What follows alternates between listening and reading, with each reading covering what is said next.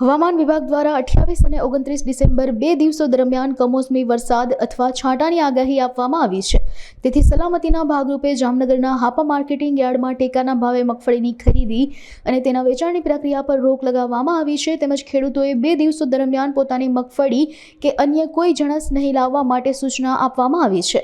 આ ઉપરાંત ઓપન બજારમાં પણ જણસી લાવવા પર પ્રતિબંધ ફરમાવ્યા છે। જો કે મગફળી અને કપાસની ભારી પ્લેટફોર્મ પર ઉતારવા માટેની છૂટ અપાઈ છે। તેમજ હરાજીની પ્રક્રિયા પણ આ દિવસો દરમિયાન ચાલુ રખાય છે। હવામાન ખાતાની 2 દિવસની વરસાદની માવઠાની આગાહીના પગલે સરકારી ટેકાના ભાવે જે ખરીદીનું કામકાજ જે યાર્ડમાં ખુલ્લામાં થઈ રહ્યું હોવાના કારણે 2 દિવસ સરકારના એજન્સી દ્વારા ટેકાની કામગીરી આજ અને આવતીકાલ સદંતર બંધ રાખવામાં આવેલ છે, જેથી કરીને ખેડૂતોના માલનો કે સરકારના માલનો કોઈ બગાડ ન થાય।